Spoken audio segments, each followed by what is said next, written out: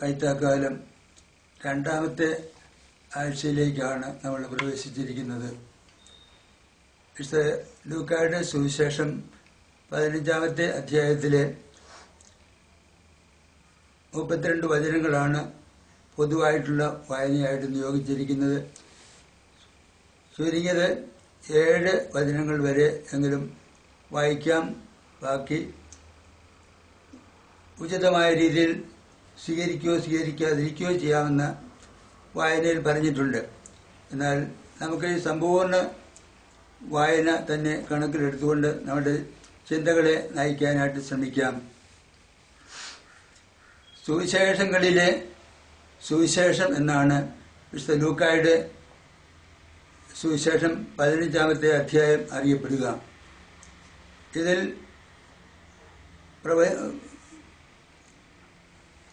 പ്രകാശിതമായിത്തീരുന്ന ഉപമകൾ കാണാതായ നാണയത്തിൻ്റെ, കാണാതായ ആടിൻ്റെ, കാണാതെ പോയ അല്ലെങ്കിൽ വീട് വിട്ടിറങ്ങിപ്പോയ പുത്രൻ്റെ, ധൂർത്തപുത്രൻ്റെ ഉപമ ഇവയെല്ലാമാണ്. ഇവ ഓരോന്നിലും പ്രധാനപ്പെട്ട കാര്യം നഷ്ടപ്പെട്ടതിനെ തിരിച്ചെടുക്കുന്നു എന്നുള്ള പ്രധാനപ്പെട്ട ഒരാശയമാണ്. നാണയം നഷ്ടപ്പെട്ടു കഴിഞ്ഞപ്പോൾ വളരെ ജാഗ്രതയോടുകൂടി അതിനെ തേടി പുറപ്പെടുന്ന സ്ത്രീയെ കർത്താവ് അവതരിപ്പിക്കുന്നു. നാണയം ഒന്ന് മുറുക്കി കെട്ടി വെച്ചാൽ പോരായിരുന്നോ, അത് നഷ്ടപ്പെടുകയില്ലായിരുന്നു എന്നൊക്കെ നമുക്ക് ചിന്തിക്കാൻ സാധിക്കും. അപ്പോൾ ഒരു സ്ത്രീയെ സംബന്ധിച്ച് പഴയ നിയമത്തിൽ അവർ നെറ്റിപ്പട്ടയിന് അണിയുന്നതിന് ഉപയോഗപ്പെടുത്തുന്നതായിരുന്നു ഈ നാണയങ്ങൾ. അതിൽ ഒന്ന് നഷ്ടപ്പെട്ടു കഴിഞ്ഞാൽ അവൾക്കുണ്ടാകുന്ന മനോവേദന നമുക്കാർക്കും ഊഹിക്കാൻ പോലും സാധ്യമാകില്ല. ഏതായാലും വേദനയോടുകൂടി തന്നെ അവൾ ആ നാണയം അന്വേഷിച്ചു കണ്ടെത്തി കഴിഞ്ഞപ്പോൾ അവൾ സന്തോഷത്തോടെ കൂട്ടുകാരികളൊക്കെ വിളിച്ച് നഷ്ടപ്പെട്ടതിൻ്റെ നാണയം കണ്ടുകിട്ടി, അതിനാൽ നിങ്ങൾ എന്നോട് സന്തോഷിക്കും എന്ന് പറയുന്നു. നഷ്ടപ്പെട്ടതിനെ വീണ്ടും കിട്ടുമ്പോൾ ഉണ്ടാകുന്ന സന്തോഷമാണ് ഈ ഉപമയിലൂടെ വ്യക്തമായിത്തീരുന്നത്. സഭയിൽ ഫലങ്ങൾ ഉൽപ്പാദിപ്പിക്കേണ്ട വ്യക്തികളുടെ പെരുമാറ്റത്തിൽ ചിലപ്പോൾ ആവശ്യമായ ചില വ്യതിയാനങ്ങളും ഇവിടെ സൂചിപ്പിക്കപ്പെടുന്നുണ്ട്. ഒന്നല്ലേ നഷ്ടപ്പെട്ടുള്ളൂ, ബാക്കി 9 എണ്ണം ഉണ്ടല്ലോ എന്ന് ചിന്തിക്കുകയല്ല ആ സ്ത്രീ ചെയ്തത്. സഭ കൂട്ടായ്മയിൽ നിന്ന് വേർപെട്ട് നിൽക്കുന്നവരായ പല ആളുകളും ഉണ്ടാകാം. ആ കൂട്ടായ്മയിൽ വേർപെട്ടു പോയതിനെ കണ്ടെത്തുവാനും ആ കണ്ടെത്തിയതിൻ്റെ സന്തോഷം പങ്കുവയ്ക്കുവാനും തക്ക മനോഭാവം ക്രിസ്തീയ മനോഭാവമാണ്. ഇതിലേക്ക് വളരാനാണ് നമ്മൾ ആത്മാർത്ഥതയോടുകൂടി പരിശ്രമിക്കേണ്ടത്. രണ്ടാമത്തേത് കാണാതായ ആടിൻ്റെ ഉപമയാണ്.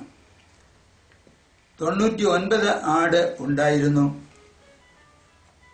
ബാക്കി ഒരെണ്ണമേ നഷ്ടപ്പെട്ടു പോയുള്ളൂ. എങ്കിലും യഥാർത്ഥ ഇടയൻ ചെയ്യുന്നത് എന്താണ്? കാണാതെ പോയ ആ ഒറ്റ ആടിനെ അന്വേഷിച്ചു പോവുകയും കണ്ടുകിട്ടിക്കഴിയുമ്പോൾ അതിനെ തോളിലേറ്റിക്കൊണ്ടുവരികയും തൻ്റെ കൂട്ടുകാരെ ഒക്കെ വിളിച്ച് കാണാതെ പോയ എൻ്റെ ആടിനെ കണ്ടെത്തിയിരിക്കുന്നു, നിങ്ങൾ എന്നോടുകൂടി സന്തോഷിക്കുവിൻ എന്ന് പറയുന്നു. ഇതുപോലെ ഉള്ള ഒരു സന്തോഷത്തിൻ്റെ പങ്കുവയ്ക്കലിൻ്റെയൊക്കെ അനുഭവമാണ് ക്രൈസ്തവ ജീവിതത്തിൽ ഉണ്ടാകേണ്ടത്. ആരെങ്കിലുമൊക്കെ നമ്മിൽ നിന്ന് ഏതെങ്കിലും കാരണവശാൽ നഷ്ടപ്പെട്ടവരെ പോലെ അല്ലെങ്കിൽ അകന്നു മാറിപ്പോയവരെ പോലെ ആകാം. നഷ്ടപ്പെട്ടതായാലും അകന്നു മാറിപ്പോയതായാലും വീണ്ടും ഒരുമയിലേക്ക് കൊണ്ടുവരാനുള്ള ആത്മാർത്ഥമായ ശ്രമമാണ് നമ്മുടെ ഭാഗത്തുണ്ടാകേണ്ടത്.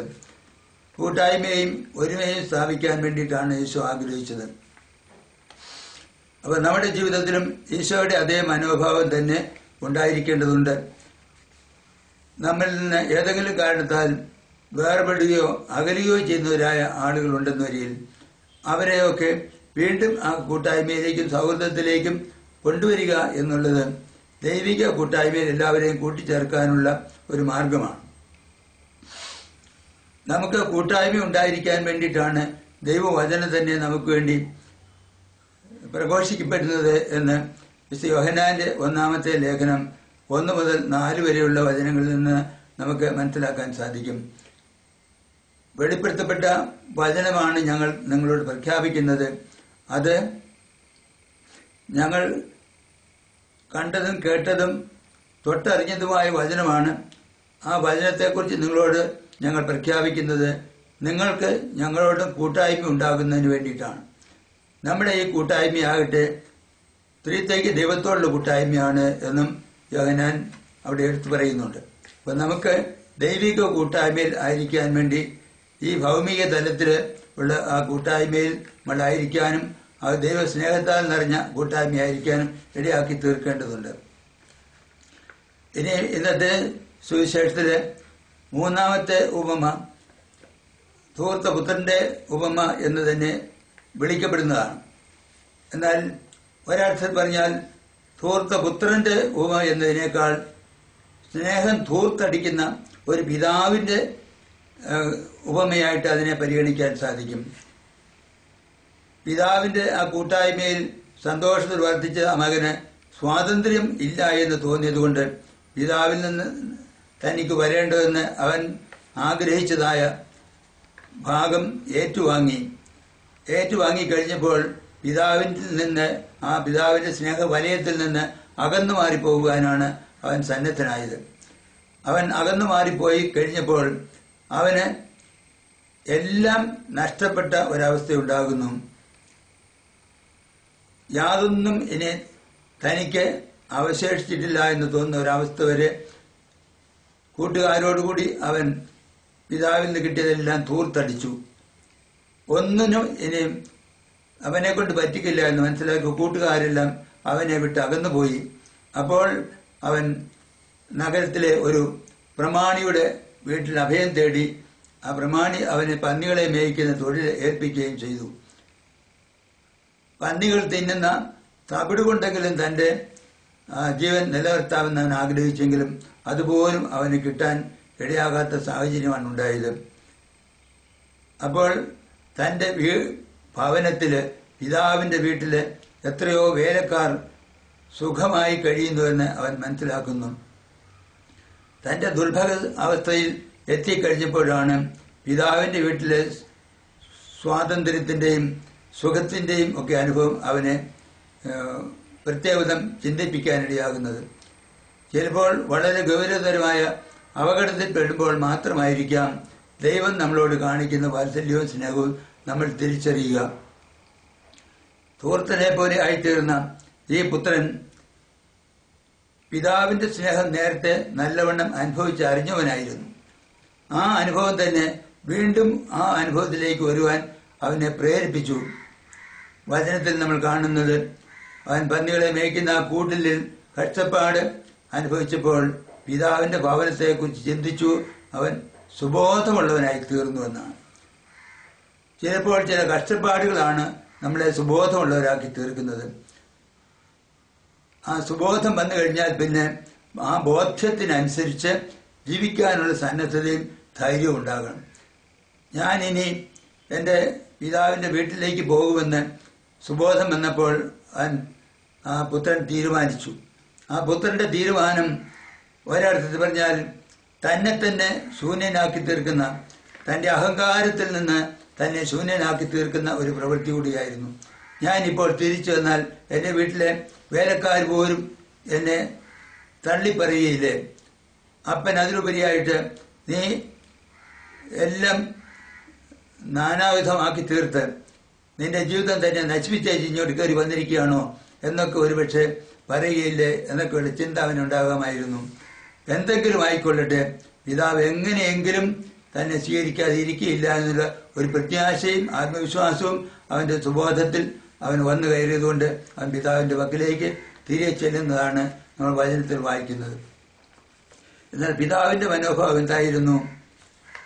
അവൻ വീട് വിട്ട് ഇറങ്ങിയപ്പോൾ മുതൽ തന്റെ പുത്രനെ കുറിച്ചുള്ള വലിയ ആഗ്രഹത്തോടുകൂടി ആ പുത്രൻ എന്നെങ്കിലും തിരിച്ചു വരും എന്നുള്ള ചിന്തയോടുകൂടി അവനെ പാർത്തിരിക്കുകയായിരുന്നു.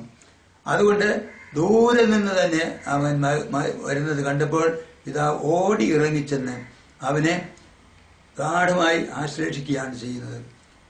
വീട്ടിലേക്ക് വന്നെത്തിയ ആ മകൻ താൻ ആ വീട്ടിലെ അംഗമല്ല എന്ന് ഒരിക്കലും ചിന്തിക്കാൻ ഇടയാകരുതേ എന്നുള്ള ആ ചിന്ത പിതാവിനുണ്ടായിരുന്നുകൊണ്ട് വേലക്കാരോട് പറയുന്നത്, ഉടനെ തന്നെ അവന് നല്ല വസ്ത്രം ധരിപ്പിക്കുക, മോതിരം കൊടുക്കുക, ചെരുപ്പണിയിക്കുക, മെടുത്ത കാളയെ കൊന്ന് വിരുന്ന് തയ്യാറാക്കുക, ഇങ്ങനെയൊക്കെയാണ്. ഇപ്പോൾ നമ്മൾ മനസ്സിലാക്കുന്നത് ദൈവവചനത്തിൽ നിന്ന് രേഖപ്പെടുത്തിയിരിക്കുന്ന പോലെ മനസ്സിലാക്കുന്ന എന്താണ്? പിതാവ് ആഹ്ലാദത്തോടുകൂടി പുത്രനെ സ്വീകരിച്ചു. ഇതുപോലെ നഷ്ടപ്പെട്ട ഓരോ പാപിയും ദൈവത്തിന്റെ ഭവനിലേക്ക് തിരിച്ചു വരുമ്പോൾ സ്വർഗം സന്തോഷിക്കുന്നു എന്നാണ് ദൈവവചനത്തിൽ കാണുന്നത്. കാണാതെ പോയ നാണയം കണ്ടെത്തി കഴിഞ്ഞപ്പോൾ കൂട്ടുകാരികൾ വിളിച്ച് സന്തോഷിച്ചു. കാണാതെ പോയ ആടിനെ കണ്ടെത്തി കഴിഞ്ഞപ്പോൾ ആ കൂട്ടുകാരെ വിളിച്ച് ഇടയനും സന്തോഷിച്ചു. ഇതുപോലെ സ്വർഗത്തിൽ ദൈവദൂതന്മാരുടെ ഇടയിൽ അനുഭവിച്ച് ധരിച്ചു വരുന്ന ഭാവിയെക്കുറിച്ച് സന്തോഷമുണ്ടാകുമെന്ന് ഞാൻ പറയുന്നുവെന്ന് കർത്താവ് പറയുകയുണ്ടായി. അപ്പോൾ തിരിച്ചു വരുന്ന ഓരോ വ്യക്തിയും സന്തോഷം പ്രദാനം ചെയ്യുന്നു, സ്വർഗത്തെ തന്നെയും സന്തോഷിപ്പിക്കുന്നു. എല്ലാം നഷ്ടപ്പെട്ടിട്ടല്ലേ വന്നേ എന്ന് നമ്മൾ ചിന്തിക്കുമ്പോൾ ദൈവത്തിന്റെ ആ വാത്സല്യവും സ്നേഹവും തനിക്ക് വന്ന നഷ്ടത്തെക്കുറിച്ചല്ല, തനിക്ക് ഇനിയും കൊടുക്കുവാൻ ഉള്ള അവസരം ഉണ്ടാകുന്നല്ലോ എന്നോർത്ത് സന്തോഷിക്കുന്ന സന്തോഷമാണ്. അപ്പൊ അതുപോലെയുള്ള ഒരു മനോഭാവത്തിലേക്കാണ് നമ്മുടെ ജീവിതത്തിലും നമ്മൾ വളർന്നു വരേണ്ടത്. ഫ്രാൻസിസ് മാർപ്പാപ്പ പറയുകയാണ്,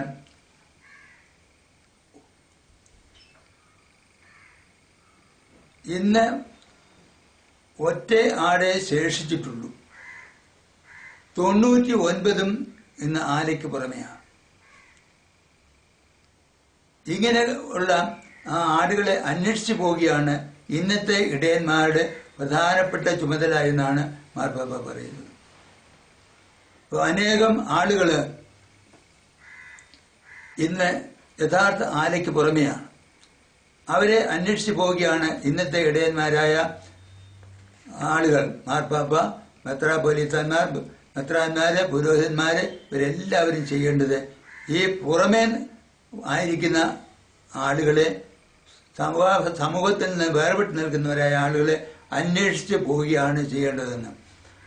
അല്ലെങ്കിൽ ചേരി പ്രദേശങ്ങളിൽ കഴിയുന്നവരായ പാവപ്പെട്ടവരായ ആളുകൾ അടുക്കിലേക്ക് ഇറങ്ങിച്ചെല്ലുക, അവരെയൊക്കെ വീണ്ടും ആ കൂട്ടായ്മയിലേക്ക് തിരികെ കൊണ്ടുവരിക. ഇതൊക്കെയാണ് ഇന്ന് നമ്മൾ ചെയ്യാനുള്ള കർത്തവ്യമെന്ന് മാർപ്പാപ്പ വീണ്ടും വീണ്ടും ഊന്നി തന്റെ ഓരോ പ്രസംഗത്തിലും പറയുന്നുണ്ട്. അപ്പോൾ നമ്മൾക്ക് മാർപ്പാപ്പയുടെ ഈ മനോഭാവത്തോട് ചേരാനായിട്ട് സാധിക്കണം. എവിടെയൊക്കെ നമ്മിൽ നിന്ന് അകന്നവരായ ആളുകൾ ഉള്ളതായിട്ട് നമുക്ക് തോന്നുന്നു, അവരുടെയൊക്കെ അടുക്കിലേക്ക് ചെല്ലുക, കൂട്ടായ്മയിലേക്ക് കൂട്ടിച്ചേർക്കാനായിട്ട് നമ്മൾ പരിശ്രമിച്ചുകൊണ്ടിരിക്കുക. ചിലപ്പോൾ വ്യക്തിയിലേക്കുള്ള കൂട്ടായ്മയിലേക്കായിരിക്കാം വരേണ്ടത്. വേറെ ചിലപ്പോൾ സമൂഹം ഒറ്റപ്പെട്ടു പോയ വ്യക്തികളെ സമൂഹത്തിലേക്ക് ചേർക്കേണ്ടി വരികയായിരിക്കാം ചെയ്യുന്നത്. വേറെ ചിലപ്പോൾ അകന്നുപോയ ഭാര്യയോ ഭർത്താവോ ഒന്നിച്ച് ഒരു കൂട്ടായ്മയിലേക്ക് വരികയായിരിക്കാം ആവശ്യമായിട്ടുള്ളത്. അല്ലെങ്കിൽ ഇടവകയിലെ കൂട്ടായ്മയിൽ നിന്ന് വേർപെട്ടു പോയവരെ ആ കൂട്ടായ്മയിലേക്ക് തിരിച്ചു കൊണ്ടുവരികയായിരിക്കാം ചെയ്യേണ്ടത്. അതുമല്ലെങ്കിൽ ഇടവക മറ്റ് ഇടവകളുമായിട്ടുള്ളൊരു കൂട്ടായ്മയിലേക്ക് വരികയായിരിക്കാം ആവശ്യമായിട്ടുള്ളത്. ഇങ്ങനെ പല തരത്തിലുള്ള കൂട്ടായ്മയിലേക്കുള്ള തിരിച്ചുവരവ് ആവശ്യമായിട്ടുണ്ട് ഇന്നത്തെ കാലത്ത്. നമ്മുടെ ഇന്നത്തെ സംസ്കാരം പലപ്പോഴും ആളുകളെ നേരിട്ട് ബന്ധപ്പെടുന്നതിന് ഇടയാക്കാതെ പലപ്പോഴും മാധ്യമങ്ങളിലൂടെയോ ഒക്കെ മാത്രം ബന്ധപ്പെടാനും ഉള്ള ഒരു പ്രേരണയ്ക്ക് അടിമപ്പെട്ടു പോകുന്നു. ആർക്കും നേരിട്ടൊന്ന് ബന്ധപ്പെടാനോ കൂട്ടായ്മയും സൗഹൃദം വളർത്തിയെടുക്കാനുള്ള സമയമില്ല എന്ന രീതിയിലായി പോകുന്നു. ഈ വാർത്താവിനിമയ മാധ്യമങ്ങളൊക്കെ നല്ലതാണെങ്കിലും അതിന് ഒരു പരിമിതിയുണ്ട്. മനുഷ്യബന്ധങ്ങളിലൂടെ ഉണ്ടാകാവുന്ന ആ സൗഹൃദവും നന്മയും ഉളവാക്കാൻ ഒരിക്കലും ഒരു മാധ്യമത്തിന് അതുപോലെ തന്നെ സാധിക്കുകയില്ല. ഹൃദയങ്ങളാണ് കൂടുതൽ കൂട്ടിയോജിപ്പിക്കപ്പെടേണ്ടത്. ആ ഹൃദയങ്ങളുടെ ഐക്യത്തിലേക്ക് കൂട്ടായ്മയിലേക്ക് വരാനാണ് നമ്മൾ ഓരോരുത്തരും വ്യക്തിപരമായും സമൂഹപരമായും പരിശ്രമിച്ചുകൊണ്ടിരിക്കേണ്ടത്. അപ്പൊ ഇന്നത്തെ ഈ ദൈവവചന ഭാഗം ഈ കൂട്ടായ്മയുടെ അനുഭവത്തിലേക്ക് എല്ലാവരെയും കൊണ്ടുവരുവാനായിട്ട് നമ്മളെ പ്രേരിപ്പിക്കുകയാണ്. നമുക്ക് ഓരോരുത്തർക്കുള്ള ഉത്തരവാദിത്വം ഇവിടെ പ്രത്യേകം പരിഗണനീയമാണ്. അതേസമയം തന്നെ ഇളയ പുത്രൻ തിരിച്ചു വന്നപ്പോൾ മൂത്ത പുത്രനുണ്ടായ മനോഭാവവും നമ്മൾ ഒന്ന് പരിഗണിക്കേണ്ടതുണ്ട്. നമ്മൾ ഓരോരുത്തരും പലപ്പോഴും ഈ മൂത്ത പുത്രന്റെ മനോഭാവം ഉൾക്കൊള്ളുന്നവരാണ്. എല്ലാം നഷ്ടപ്പെട്ട് കഴിഞ്ഞ് തിരിച്ചു വന്നിരിക്കുന്നു എന്നൊക്കെ പറഞ്ഞ് നിനക്കുണ്ടായിരുന്ന ബഹുമാനവും നന്മയും എല്ലാം നഷ്ടപ്പെടുത്തി കുടുംബത്തിന് പേരുദോഷം വരുത്തിയിട്ടാണ് വന്നിരിക്കുന്നതെന്നൊക്കെ പറഞ്ഞ് കുറ്റപ്പെടുത്തുവാനുള്ള പ്രേരണ പലപ്പോഴും നമുക്ക് ഉണ്ടാകാറുണ്ട്. അതായിരുന്നു ആ മൂത്ത പുത്രനുണ്ടായിരുന്ന മനോഭാവം. പിതാവിന്റെ സ്നേഹമോ അവൻ തന്നെ അനുഭവിച്ചറിഞ്ഞ സ്നേഹമോ അവനൊരിക്കലും യഥാർത്ഥത്തിൽ ഒരു നന്മയായിട്ട് തോന്നാതെ അവൻ ഒരു അടിമ വേലക്കാരനെ പോലെ മാത്രമേ പിതാവിന്റെ ഭവനത്തിലായിരുന്നുള്ളൂ. തൻ്റേതെല്ലാം ആ പുത്രൻ്റേതാണെന്ന് പിതാവ് പറഞ്ഞിട്ട് പോലും അവൻ അത് അംഗീകരിക്കാൻ മനസ്സാകാതെ തൻ്റെ ആ സഹോദരനെന്ന് വിളിക്കാതെ അവനെ അപ്പൻ്റെ മകൻ അല്ലെങ്കിൽ അപ്പനോട് നിന്റെ മകൻ തിരിച്ചു വന്നു എന്ന് മാത്രമാണ് പറയുന്നത്. ആ മകനുമായിട്ടുള്ള തൻ്റെ ആ കൂട്ടായ്മയെക്കുറിച്ച് തൻ്റെ സ്നേഹത്തെക്കുറിച്ച് ചിന്തിക്കുവാൻ മാത്രം ഒരു മനോഭാവത്തിലേക്ക് അവൻ വളർന്നിട്ടുണ്ടായിരുന്നില്ല. അതുകൊണ്ട് പിതാവിൻ്റെ ആ സ്വാതന്ത്ര്യത്തിലായിരുന്നപ്പോൾ പോലും അവൻ ഒരു അടിമയെ പോലെ മാത്രം പരിഗണിച്ചു. അങ്ങനെയുള്ള ആ അടിമത്ത മനോഭാവമല്ല ദൈവം നമ്മളിൽ ആഗ്രഹിക്കുന്നത്. നമ്മൾ ദൈവത്തിൻ്റെ മക്കളാണെന്നും ആ കൂട്ടായ്മയിൽ തന്നെയാണ് ഒരുപക്ഷെ നമ്മൾ തെറ്റിപ്പോകുമ്പോഴും ആ രീതിയിലാണ് പിതാവ് പരിഗണിക്കുന്നതെന്നും ചിന്തിക്കാൻ തക്ക മനോഭാവത്തിലേക്ക് നമ്മൾ വളരേണ്ടതുണ്ട്. അതിന് കർത്താവിൻ്റെ ഈ ഉപമകൾ നമ്മളെ സഹായിക്കണം. ഓരോ ദിവസവും ഓരോരോ രീതിയിൽ വഴിതെറ്റിപ്പോകുന്നവരാണ്. പോകുന്നവരെ അന്വേഷിച്ച് കണ്ടെത്തുന്നതിനാണ് ദൈവം.